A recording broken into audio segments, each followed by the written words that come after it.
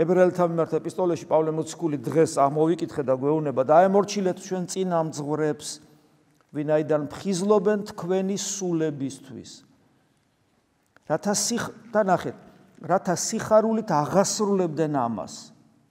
აქაც ჩანს, რომ ის წინამძღვარი ანგელოზი კი არ არის, ისიც ადამიანია.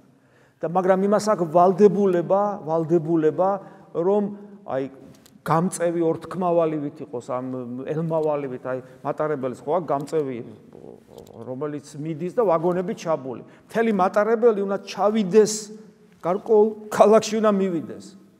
მთელი მატარებელი არ აქვს მნიშვნელობა პირველ გამწევ ვაგონში იჯდები, ბოლოში იჯდები, მაინც ჩახვალ იმ ქალაქში. მაგრამ გამწევის გარეშე მთელი მატარებელი გაჩერდება.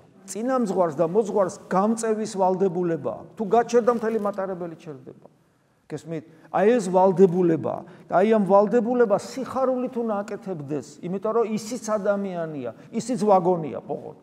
და ისიც შეიძლება დაზიანდეს. და ამიტომ გვიწერს პავლე მოციქული, რომ დაემორჩილეთ თქვენს წინამძღვრებს, ვინაიდან ფხიზლობენ თქვენი სულებისთვის და რათა ამას სიხარულით აღასრულებდნენ ამას და არა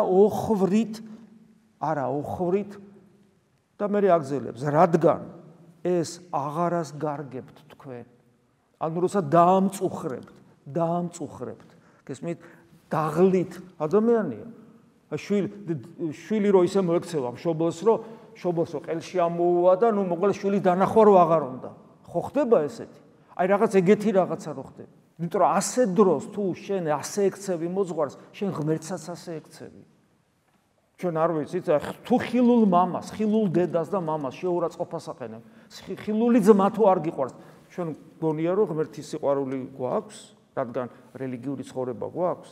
თუ კაცი თავის მამას და დედას აგინებს და უყვირის და შეურაცხყოფს, და თან ამავდროულად რელიგიურია, მას გონია რომ ღმერთი უყვარს და ისა, გესმით?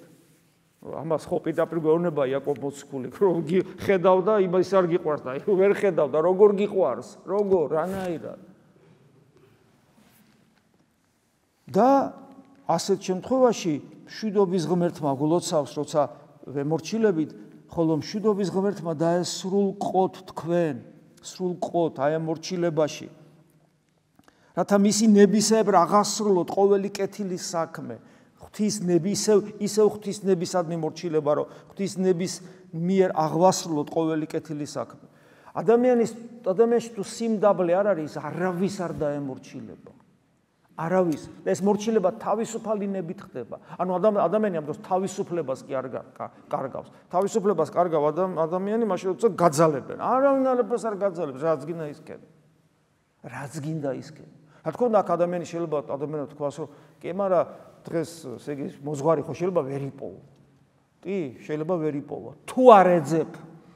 იმიტომ რომ თუ ეძებ, ვერაფრით ვერ დამაჯერებ. მე რომ ვერ ნახავ მოძღვარს, რომელიც ღვთისაკენ სავალ გზას გაჩვენებს. რატომ არ ასე დარწმუნებული? იმიტომ რომ სახარების მიხედვით ასეა. და მე სახარების უფრო მჯერა, ვიდრე აი რა ვიცი რა, ყველა არ არსებობს მასე დიდი სიმართლე და სახარებაში წერია, ვინც ეძებს, ის აუცილებლად იპოვის.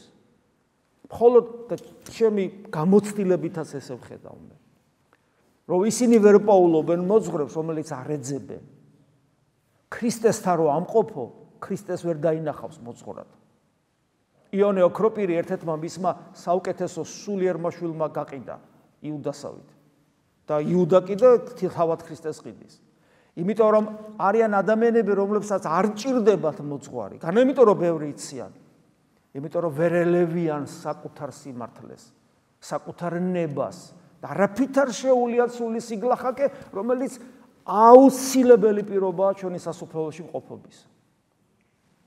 იმიტომ რომ ამის გარეშე ჩვენი გული არ გამოთავისუფლდება ღვთის უწმინდესი ნებისთვის, რომელიც ჩვენი არსებისთვის ყუდრო ნავსაყუდელია.